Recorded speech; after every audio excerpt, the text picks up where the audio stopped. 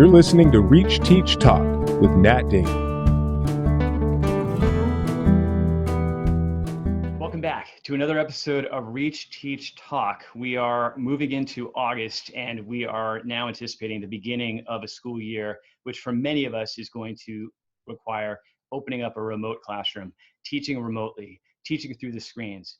And as we learned last spring, it is a completely different experience to be teaching in real life, in a real brick and mortar classroom, a classroom where you're sharing space together. You can sense the biorhythms. You can walk over to a student's desk where a student might be spacing out and just kind of tap the desk and just kind of get that student back to paying attention. You look at the body language. You can just see which students are engaged, which students aren't.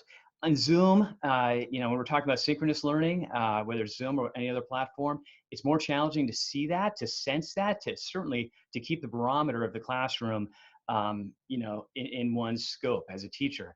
So we are anticipating, and teachers, we are rightfully trepidatious about moving into this new school year in a remote fashion. Yet all hope should not be lost. There are plus sides to this idea of starting remotely, plus sides that go beyond the obvious safety concerns, which are why we are starting school remotely for many of us. But the trepidation is warranted as well. And I have two guests today that I'm just so incredibly excited to introduce and to glean their wisdom from, because their work focuses on the connection between emotions and cognition in learning. And I bet I bet those of you out there who are teachers might be thinking to yourselves, yeah, I might be able to, come up with an incredible lesson plan that might work even asynchronously. And for students who are motivated, they might be able to really just do the work and kind of do school. And I'm not worried about those students. What I'm worried about is, how am I going to connect with them emotionally? How am I going to get them to emotionally invest themselves in my class? I mean, for example, 25% of LAUSD students last spring were not showing up for school. Now, there are many reasons behind this, and we can have a whole other episode. In fact, we had an episode earlier with Dr. Tyrone Howard talking about the inequality, the gap that's been recognized by this move to remote, because frankly, not every student's got access to technology. Not every student is working in an environment where they are alone and safe to really, really learn. Many students have parents who are not at home or who are working from home, younger siblings to watch over. So all of these factors, or don't even have the hardware to begin with. Here, we're talking about, this is going to be an episode that's going to be focused on teachers who are teaching students remotely. It's not going to be about the economic gap, the achievement gap. It's going to be instead about how we can work with our students in a remote way, taking advantage of the neuroscience that confirms that learning is cognitive and emotional. And the guest that we have today, Dr. Helen Immordino-Yang from the University of Southern California. She's a social affective neuroscientist and human development psychologist who studies social, emotional, and self-awareness across cultures, social emotional connections to cognition, to resilience, to morality, and their implications for education. She has been for a while now a professor of education, psychology, and neuroscience at the University of Southern California. Her book, by the way, Emotions Learning the Brain, 5-6 years ago, had such a huge effect on my work in relational teaching and working with schools on strengthening the student-teacher connection and the collegial connection among schools. This idea that learning is informed by both emotion and cognition has just stuck with me. And I think it sticks with all of us educators on an intuitive level, yet Mary Helen's work has been able to confirm the science behind it. And we are, all of us, just so incredibly grateful for it. And then my second guest is Dr. Rebecca Gotlieb, who is just finished her dissertation, is titled A Biopsychosocial Investigation of Adolescents' Social Emotional Meaning Making. And Dr. Gotlieb was working with Dr. Immordino-Yang at USC, and she is absolutely somebody, well, I'm just going to break the secret here. Rebecca was also a student of mine back when she was in 8th grade. So when we're talking about emotions and cognition, Rebecca, feel free to share any anecdotes you might remember that might have worked or not worked with you when you were a student in my class or otherwise. But it's such a pleasure to have you as well on the show. And it's such a pleasure to have both of you. So welcome to Reach, Teach, Talk. And I'm looking forward to a discussion about how we can use the remote teaching platform here in a way that doesn't restrict the emotional component of learning. And I think what I'd like to do is stop talking myself, pass the mic over to my two guests here. and start with just basically, what do we know about the connection of emotions and cognition? Just a simple 101 as it pertains to learning, thanks to science and thanks to your research. All right, I'll jump in. Well, thank you, Nat, for inviting me and Rebecca. And congratulations again, Rebecca, on successfully defending your dissertation a few weeks ago. It's so exciting. Yeah, I mean, I think what our work has been showing, and other people's work as well, is that, you know, it's impossible for the brain to think about anything deeply or to really remember things that are not connected to each other and that about which you've had kind of no emotional, you know, reaction. The way the nervous system has been evolved to function basically capitalizes on efficiency, right? You want to remember and think about things that matter and not notice or remember or think about things that don't. So you don't use up your cognitive capacity on stuff that's irrelevant. And yet our education system so often kind of forgets that the reason we think at all and the reason we remember things is actually because we care about them. We come to understand them in a way that actually has emotional meaning for us, and that connects somehow to who we are, to how we think about the world, to the ways we understand things that makes us feel powerful, like we understand and can analyze something and see something that isn't obvious when you first look, right? And that is sort of the purpose of education, being able to engage in deeper analysis, deeper understanding, prediction, you know, synthesis of what you've already seen and making connections across different domains that you've noticed. That's what really feels so motivating to people when they're learning. And so that really speaks fundamentally to the close interconnection between emotion and cognition. I mean, the way we often think about this is that, you know, emotion and cognition are kind of, from a scientific perspective, separate, in that you can examine them separately as different dimensions of the thought process. But in a real person, they're not separate things. They're completely intertwined with one another. They're kind of two dimensions of the thought process, and they always co-occur in normal health, and you never split them apart. And the reason we don't often understand them that way is because we think about, well, what is cognition capable of when emotion is kind of held constant, and what does emotion do when cognition is sort of held constant, right? But that's a scientific, you know, kind of exercise in controlling the way things are being looked at. That's really not reflective of the dynamic ways in which people think cognitively and emotionally all the time. In our daily lives, and around which our complete neurology and physiological health are organized. It's fascinating that it's concurrent. Cognition and emotions are concurrent, is what you're saying here, right? So like, and if you really think about it, you know, I'm looking outside on a view here. I'm looking at a river, you know, across above my screen here, and looking at some boats going by on the river. And as you're talking, Mary Helen, I'm totally 100% focused on what you're saying. But I'm also thinking to myself, as if I'm really tracking my narrative, wow, that's a really pretty boat out there. Or wow, you know, the leaves are looking really green now. It must be July turning into August. It was more brown here before. Like, so there is kind of always this running, it seems like this running subjective interpretation of the world around us. And what we're trying to do in effective teaching, right, is to apply those thoughts into a sense of ownership around what we're learning, around the content. Is that kind of right? Yeah, that's right. Ownership, and also that it really just makes a big difference to what you bother to notice, so to speak, neurologically. Like you're noticing the boats going by and the leaves outside. You weren't noticing the handle on the window opener, right? Or the paint on the edge of the sill or something like that, which, you know, isn't very interesting. But if your goal were different, right? If you were trying to think about maintenance of your house or something right now, then those might have been the things you noticed, and you completely forget about the trees on the outside, because our thinking is motivated. We only think about things that we have a reason to think about. Things you have a reason to think about. So Rebecca, feel free to jump into this, because I'm wondering if this kind of is moving into this idea of making meaning from the things you're thinking about. This idea of, this idea of having both a cognitive and an emotional connection to what the content is about, is being learned. Yeah, absolutely. Thanks, Nat. I think that's definitely the case when we're thinking about how, you know, in this new climate, we're going to build emotional connections with with our students, I think that what Mary Helen's saying about this intimate entwinement between emotion and cognition suggests that the personal connections that we need to build with students aren't separate from the process of helping them learn the content that we want them to learn. These two things go together, and that should feel a little bit freeing for teachers as we think about how to connect in this new and remote space. So it's not necessarily the case that we need time that's just devoted to fun, get to know you stuff.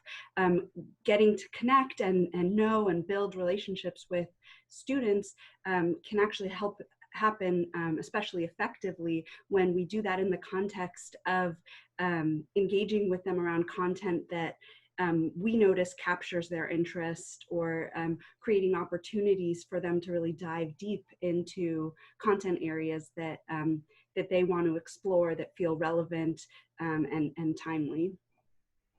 That's great, Rebecca. So going a little bit deeper on this idea of making meaning, or this, as Mary Helen coins the term, meaning making, and that's also part of your dissertation here, Rebecca. It's almost a teacher's job, or maybe an art of an excellent, gifted teacher, to be able to be able to provide space for every student individually to find meaning in the content that they are learning. Taking a step back from that, it seems to also imply that teachers, it is more important to make those connections with your students from day one, right? To really learn what makes each individual student tick, and then be able to use that. Part of the fun, I'm remembering back when I was teaching, part of the fun actually of being a teacher was finding ways to make in my case, I was teaching literature, make the literature connect with each student individually, knowing that they're not all the same.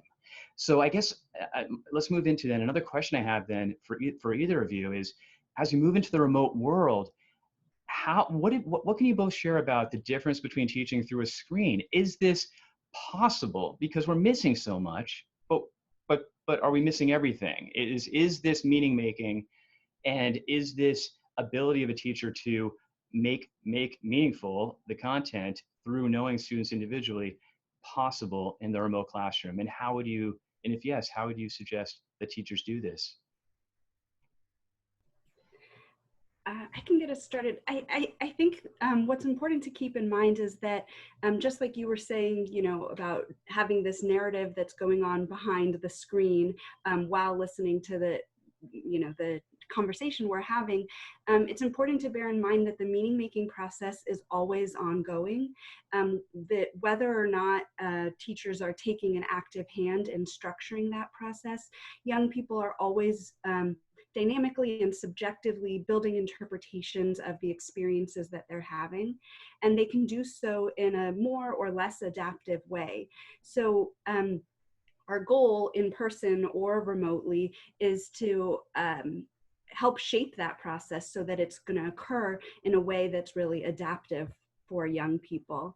And so you ask about how we do that in a remote context, and certainly there are challenges as we transition this way. For one, with screens, there's this constant temptation to flit from one app to the next and move back and forth and not fully focus on what's going on in front of you. And that can be a problem, because that means maybe less opportunity to step back and reflect, going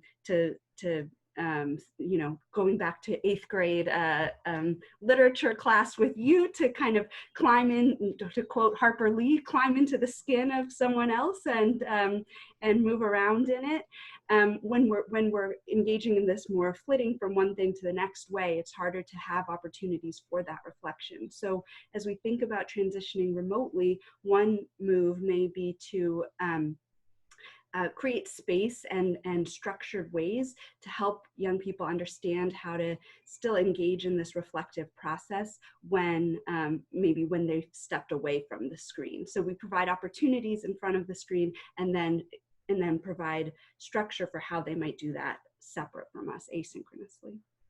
That just before we move on to another question or follow-up here, I love that you just gave such a beautiful rationalization for why teachers on day one would want to make it very clear to their students, to not allow themselves to be distracted by the temptation of, I always used to joke that when we started with laptops in the classroom and internet connectivity in the classroom, I was like, I just still can't quite get over the idea that we basically put a television with 1 billion channels on it in front of every single student at their desk and expect them to pull out To Kill a Mockingbird and read about, focus, when right there in front of you is the world. And yet it's so important to find a way to have the focus be on the one task at hand. And also that helps to bond the class together as well, I would imagine, is if we know that we're all focused on the content and we're not flitting around, then we can build a classroom ethos based on the content. Does that seem to make sense?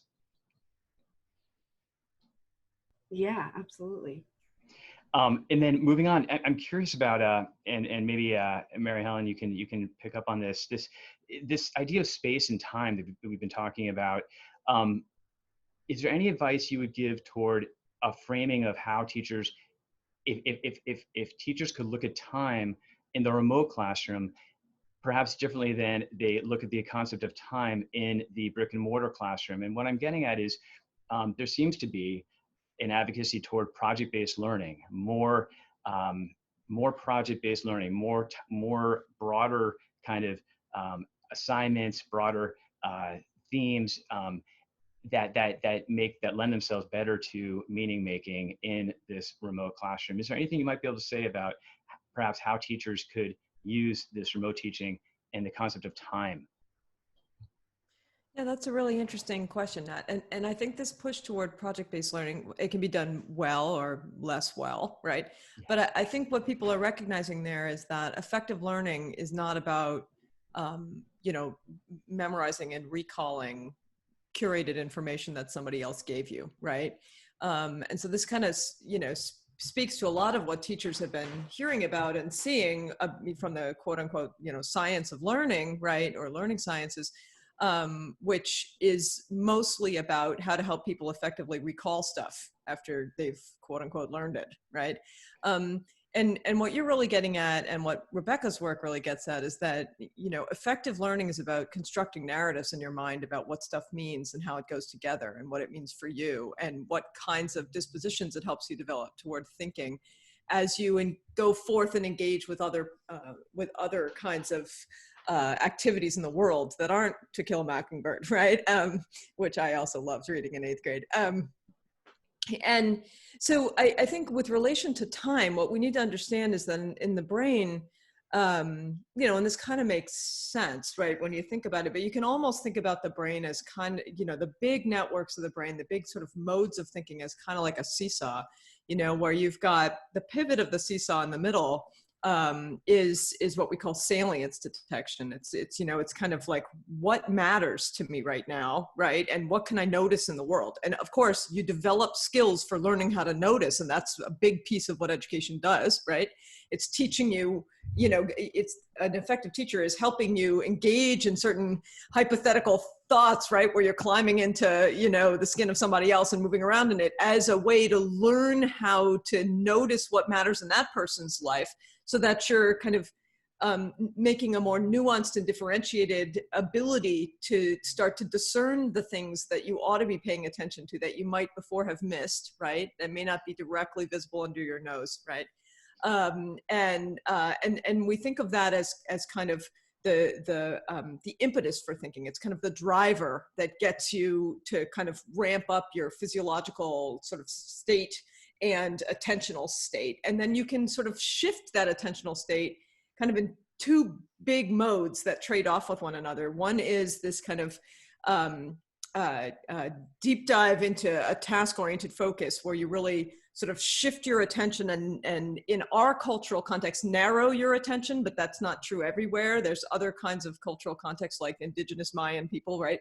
Where these things are very culturally shaped. This is to say, they show a much sort of lighter touch kind of attention, right? But in our culture, we really privilege this sort of narrow focused, laser attention on one task and on completing that task in a kind of, organized way, without, disruption, without sort of distraction. Right, you can then, when you notice you need to, and this is about self-regulation and executive capacity and meta-awareness, right, which you want your students to be developing through their learning opportunities, you can sort of decide or notice that it's maybe time to step back and shift into a more reflective, integrative mode where you construct this broader meaning, the kind of meaning that Rebecca's been studying, right? Where you start to build a story out of all of this and apply it to other things and sort of feel it on the substrate of your more internal conscious self, right? Like the psychological implications of it and not just the direct physical world implications or action-oriented implications of things. And that side of education, we often traditionally have underprivileged because we value the task-oriented focus that gets things done, gets things recalled on cue quickly. And now we're recognizing that, in fact, the mind and the brain aren't well served by a hyper-focus on productivity like that.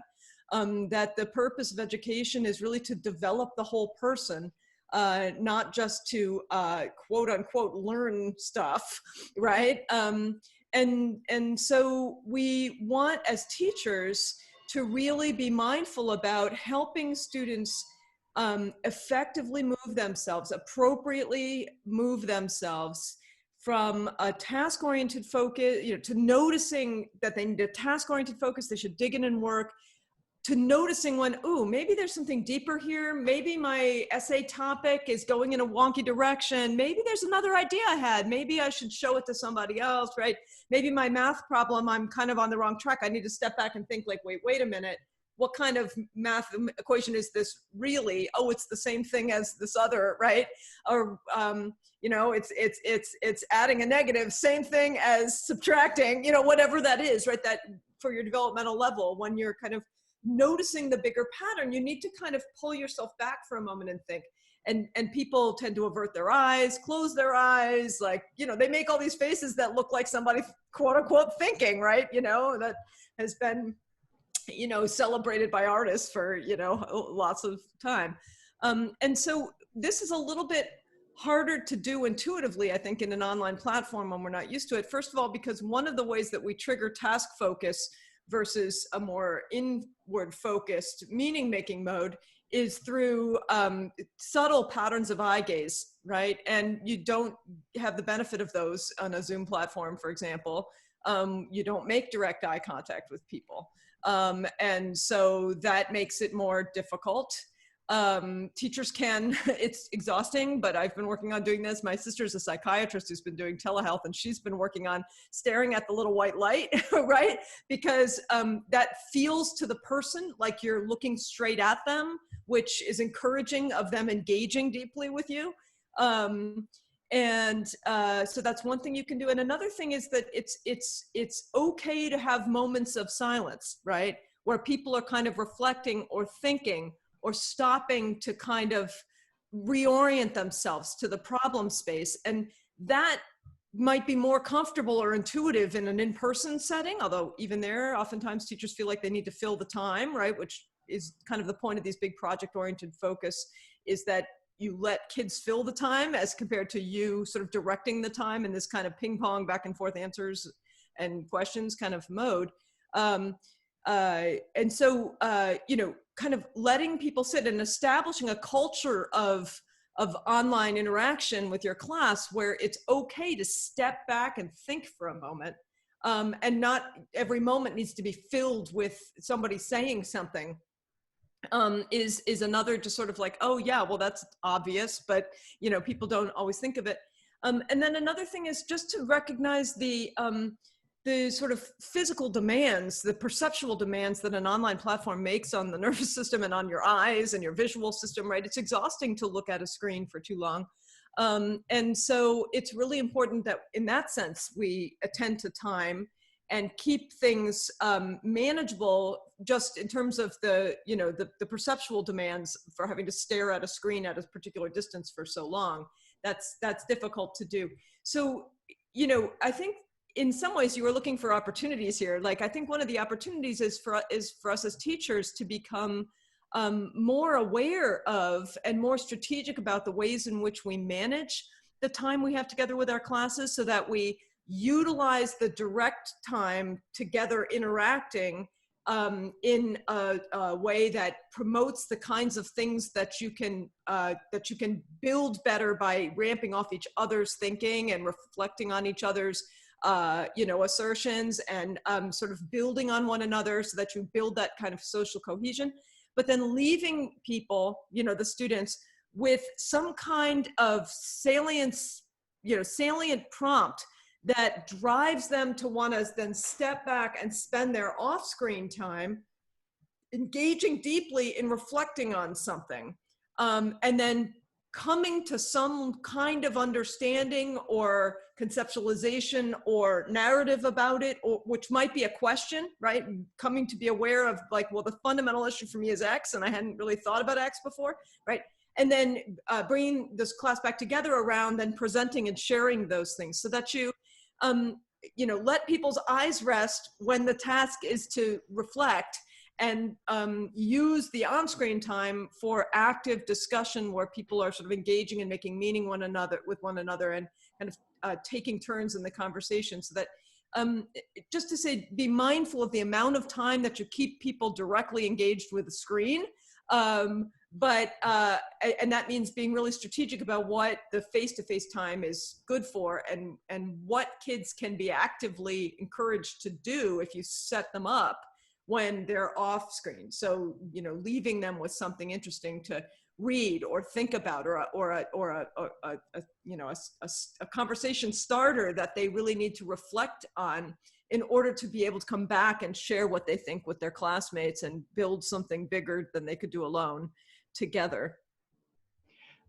Dr. Immordino-Yang, you are manipulating time and space in that response beautifully, and there's so much hope in that depiction of how we can actually use this remote teaching platform as a way to actually be quiet, to be reflective, to listen. I just did a 3-part series about listening, and the difference between listening and hearing, and how to truly listen is an energy that, it requires a strength of focus, and a comfort with quiet, a comfort with just, and it could be easier, and it could be easier in this way. I love what you were saying about, start the class with, the dialogue and the conversation, and, bring the class together through some thoughtful discussion. Have it be okay that a student's not looking at the screen all the time. My gosh, that is exhausting. Like, let them do the thinker pose, right? Like, just have it be, listen. And then you have a prompt that they can then on their own time work on individually, or in, partners or whatever online, but just have it be this, not so much of a rush focus. Like, in my mind, quantitatively, I'm thinking about a standard 45-minute periods, 9 periods a day, boom, boom, boom, boom, boom, that we have in a traditional school. If schools can be creative and flexible with this time and space to maybe have, like, I don't know, like a whole bunch of 90-minute periods where only the first 15 or 20 are synchronous like this, but then you could go off and do your individual work, and then come back to the class at the end with some sort of synthesis focused realignment before going to the other class. I just, there's so much that I love about that depiction. And I think that is a way to mold kind of the possibility of what school can be. Yeah, for sure. And don't forget the simple tools that we have on these devices. I mean, I know a lot of kids don't have devices, don't have internet, right? That's another level of problem. But if your kids do, and they do have a quiet place to try to work, I mean, I think using the devices to really focus on their own experiences now in the pandemic, or their experiences of a novel or something like that, can be really powerful. So there's no reason why we all have to be looking at each other together for your reflection. Like, maybe one assignment is to go off and think about what you want to say, and then record an audio recording of your reflection for your classmates. And then you share those with one another, and you listen to them on your own time quietly, and then you come back. Or, maybe, you know what I mean? So you're saving people's eyes, but you're also teaching them how to listen, right? So you're thinking about how you can train up people to be able to effectively use this medium, and to also develop the disposition to use what you've got here and now, and to notice, right? To be mindful of the way things are right now as a really interesting time period and condition. I mean, people have been, I was just reading about a scientist who's making these soundscape recordings all over the US right now, right, during the pandemic, and the kinds of birds, the kinds of things that you can hear, right, that are going on, even the children playing in the background or whatever, you know, and kind of making those as a project that just teaches you how to listen and notice. If you notice, for example, that your kids are having a hard time really tuning in, then teach them to tune into their world with a project that actually starts to make connections between the conditions of the pandemic, say, and the ways things sound around them. And then you're both teaching them to analyze and to notice and to present things in a way that they can share with other people. And, you know, those kinds of interesting assignments can, I think, really present opportunities for kids to develop the habit of thinking about what is here and now that's interesting. What is here and now that I could use my scholarly skills to understand better or to give insight into? How could I help? What could I do that would help others understand, or that would help others feel better or do better during this difficult time? And trying to shift your curriculum so that you can have an element of that active, here's what I see, and here's something I think I could do that would help shed light on that, or would just help people notice what I notice, or would help people feel better or be better than they would have been without me here, I think is a really important disposition to build in our students, and to use our classroom content, our traditional disciplinary content and skills that we want kids to develop, right? In these, to actually make sense of what's going on now is a really great lesson for students also about, you know, how real scientists, real historians, real writers and authors think about the world. They don't wait for something interesting to happen so they can write a novel. They notice what's interesting in what is already happening that other people may not have seen the way they did, and they present that. And so I think, teaching kids that that's sort of the disposition to build as a scholar is a really great lesson that this pandemic is offering us. Before I get to Rebecca with a final question, I'm just thinking about a conversation I had with this brilliant dance teacher yesterday. She's a high school dance teacher, middle school and high school dance teacher. And she told me, you know what my first lesson is going to be for my kids? And I was like, what? You know, I'm just picturing her. What, film yourself dancing in front of your garage? No, she said, my first assignment is going to be to have them film just a 15-second clip of dance. Observe dance in the natural world. And I was like, what do you mean? She's like, no, like, just look at the leaves outside, or look at the ripples of water on the lake. Look at the dance could be found in all different ways. Your dog, running outside, letting a dog out. Like, where do we see dance in the real world? And I was like, that is brilliant, because it reflects everything that you just shared. I think, Mary Helen, this for sure, right? Mm-hmm. What is dance for? Why do you learn dance? That's way more important than actually being able to dance, right? You can't really learn how to dance well until you understand what dance does for you, right? What kind of tool it is. And she's helping them notice that first. And then they're motivated to actually learn how to move, or whatever. I'm not a dancer, so I'm not an expert at that. But like, why would you bother working on how to move unless you actually had some intuitive sense of what it accomplishes to do it this way? Exactly. Brilliant. Rebecca, final question as we wrap this up is well, first of all, anything you might want to add, first of all, about what Mary Helen has been sharing about meaning making and the remote classroom. And also, I just found a really interesting part of your dissertation is where you mentioned Viktor Frankl and his, the search for meaning. And I didn't know if there's any way you can kind of weave that into kind of a final statement about, giving hope toward this teaching in the remote classroom. Yeah, absolutely. Thanks for asking. I have been very affected by Viktor Frankl's work. I just first, in response to what Mary Helen's saying, I wanted to draw out a few of the benefits that I heard really stand out in her comments. first, this idea that this gives us an opportunity to kind of address this junk drawer problem that we've had in our curriculum for so long. So we just put stuff in and in and in, and we add, we want people to learn more and more, but then you end up with like a drawer full of junk where you can't find anything or know, how to use it. You have that old key and you don't know what it opens. Sorry to interrupt, but Mary Helen talks about squirrels collecting their nuts, right? They're just collecting and collecting, and then suddenly I have so many, what am I going to do with this? Exactly. So what she's saying gives us an opportunity to address that issue and instead pull out a few select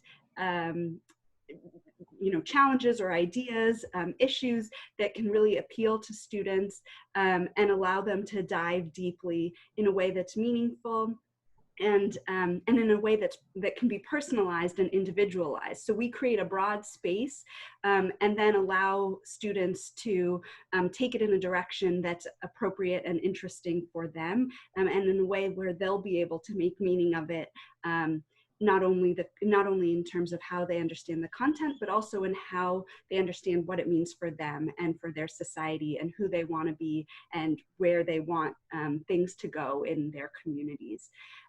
So it's this this more focused approach, this more individualized approach. And then also, I think what we heard in what Mary Helen was saying is that this opportunity to kind of loosen the reins a bit and think differently with kids having more space to make their learning their own also allows us to think in a more interdisciplinary way. So she's talking about, or your example with dance, like this combination of studying dance, but also looking in the natural world, for example, or Mary Helen's example with creating notes about things that you're observing related to other problems. It's this allows us to think about problems across disciplines, and in so doing, we are addressing them in a way that's more authentic, that's aligned with how these problems actually exist in the real world. And that's something we haven't always done well in school. Things have been so divided by topic area, but that's not consistent with the way that we need young people to address those problems with the futures that we want to prepare them for.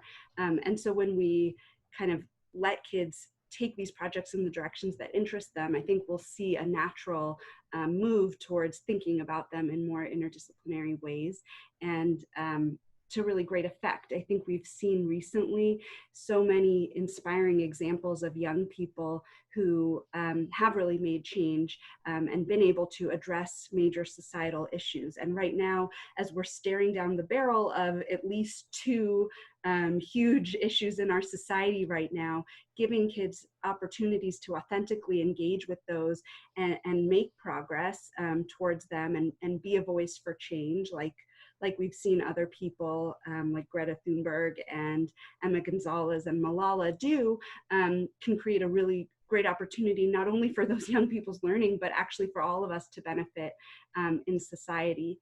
And so to relate back to what you were saying, you brought up Viktor Frankl. I think that this is, that's exactly, this connects so well. Viktor Frankl said, I'm paraphrasing, I think he says approximately, people can survive any what if they have a why.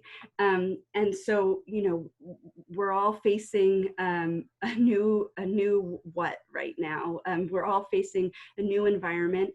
And of course, there are big differences in what that means for people, inequities in who and how we're affected by this crisis.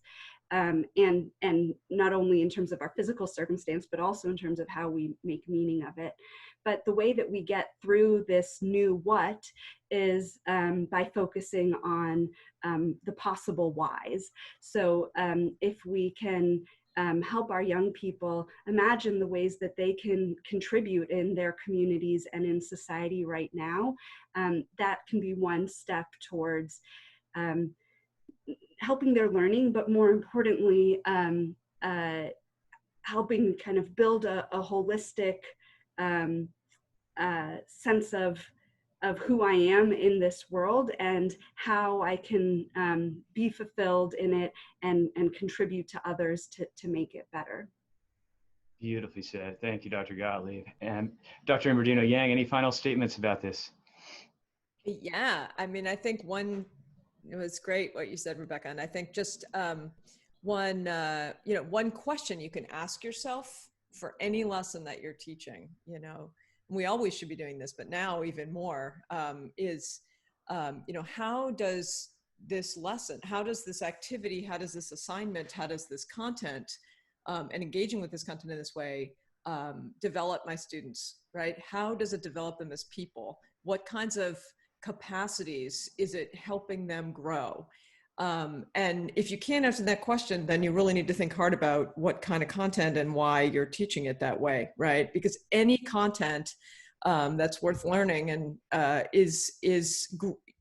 engaging with it is teaching you how to think in particular ways or what to notice in particular ways that is really growing your capacity as a thinker and as a human being and as a citizen. And if you don't understand how it's doing that, then you're not teaching it in a way that's going to be effectively growing your students. And we really need to stop and deconstruct the junk drawer metaphor. I love that, right?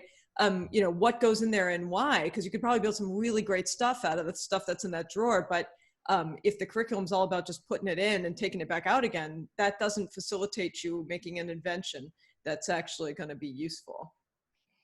Meaning making, capacity, capability, purpose, this idea of a narrative, of creating your narrative, of having space to know thyself, to find the why and the what, to really open the school year, looking at the remote as an opportunity to reflect and to shine a spotlight on the purpose of reflection and learning, the purpose of making meaning, the purpose of connecting emotionally to the content, and knowing that cognitive and emotion is concurrent.